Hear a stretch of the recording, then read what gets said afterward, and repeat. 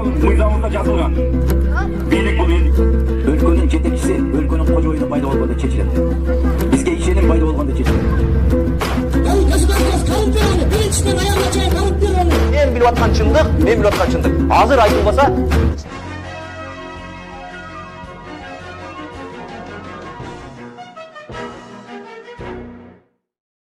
Урматтуу мекендештер, ушул күндөрү мамлекеттик бийлик бутактарына олуттуу милдеттер жүктөлүп жатат. Анын ичинде Кыргыз Республикасынын президенти жана өкмөт башчынын милдетин аткарып жаткан мага өтө чоң жоопкерчиликтүү ыйгарым укуктар берилди.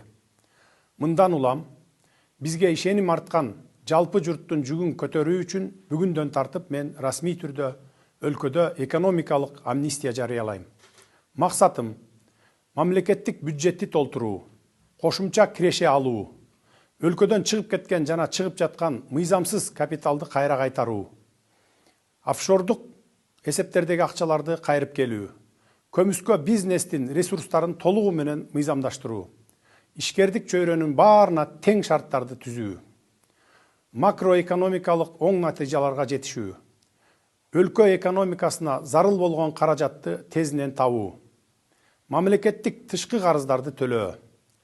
Бул максатка жетүү үчүн соңку 30 жыл бою эң кирешелүү тармактар болгон энергетика, бажы, салык, дары-дармек, лицензия берүүчү, тоо кен жана башка тармактарда өзүнүн коррупциялык схемаларын түзүп, элдин рызкысын тоноп жүргөн коррупционерлерге, ар кандай компанияларга үлүштөргө отуруп алган мурдакы чиновниктерге, ири ишканалардын акцияларына рейдерлик жол менен мыйзамсыз ээ болуп алган атка минерлерге, салыктарды төлөбөй качып жүргөн жарандарга, кирешесин аз көрсөтүп жүргөн ишкерлерге, мыйзамдарды бузуп жүргөн чиновниктердин тобуна, министрликтер менен ведомстволордун жетекчилерине, бажычыларга жана финансисттерге 30 күн убакыт берем.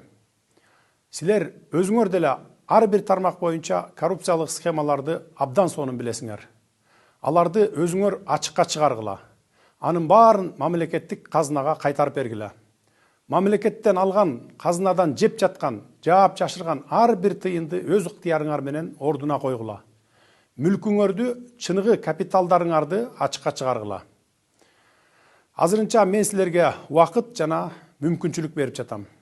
Кыска мөөнөттүн ичинде экономикалык мунапыс берүү жана акча каражаттарын кыймылдуу, кыймылсыз мүлктү мыйзамдаштыруу үчүн укуктук ченемдик негиздер даярдалат. Эскерте кетсем, бул иш-чара бир гана жолу болот.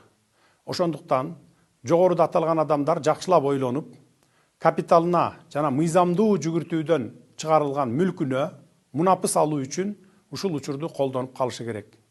Укук коргоо, тергөө органдары менен кызматташып, ички инвестиция жасап, акчаларды экономикабызга кайтарып бергиле. Ошондо баарыңарга административдик жана экономикалык кечиримдер болот. Мен декларациялануучу мүлктөр менен кирешенин кол тийбестигине кепилдик берем. Мүлктү жана кирешени ыктыярдуу түрдө декларациялоо процессинде сыр сакталат. Эгерде экономикалык амнистияны пайдаланбасаңар, мыйзам чегинде катуу чаралар көрүлөт. Бул элдин талабы.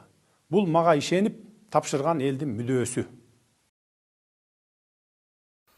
Бул суроо бир караганда абдан татаал суроодой көрүнөт, бирок экинчи жагынан абдан жеңил. Бардык маселелерди сүйлөшүүлөр жолу менен чечет.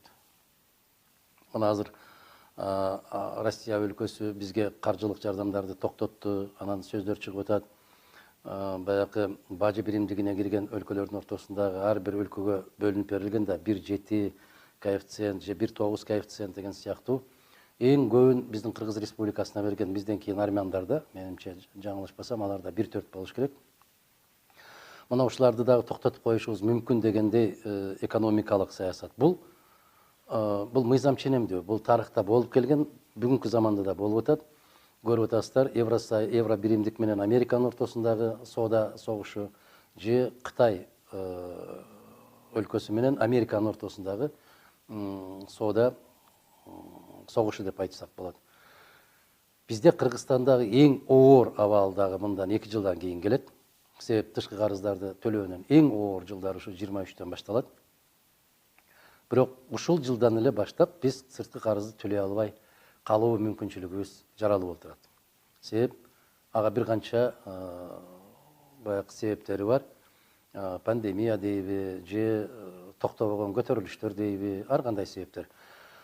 Бул жолдон чыгуу боюнча менин 2-3 сунуштарым бар. Бирок жанагы айткандын ооз жаман, ыйлаганын көз жаман дегендей эле азыр айта коюп, башка азаматтар аны колдоно койбосун деген сыяктуу эмес. Ушуну терең түшүндүрүп айтып берүүгө мүмкүнчүлүктүн жоктугунан улам. Биз сүйлөшүүлөр жолу менен, биз ички тышкы саясатыбызды так ордуна коюу жолу менен чечкенге толук мүмкүнчүлүгүбүз бар, ага менин көзүм жетип турат. Бирок аны колдонгон киши кайда, колдонгон бийлик кайда? Аттың дейсиң дагы саныңды чаап отурасың. Уккан да киши жок, аны колдоноюн деген киши да жок. Бүгүнкү түзүлгөн кырдаалда бүгүнкү бийлик ошону ишке ашыра алабы деген суроо коюп атасыздар. Мен ишенимдүү түрдө айтсам, пессимисттик болуп калат дейсиңерби, кандай дейсиздер? Бирок бүгүнкү бийликтин ага интеллектуалдык дагы, башка тармактарынан алып караганда дагы анын мүмкүнчүлүгү жок. Менимче алар сүйлөшүүлөрдү жүргүзүүгө тажрыйбасы дагы, менимче сабаттуулугу дагы жетишпейт. Себеп өлкөнү башка өлкөлөр менен сүйлөшүүгө жиберген азаматтарда биринчи кезекте аларда легитимдүүлүк керек.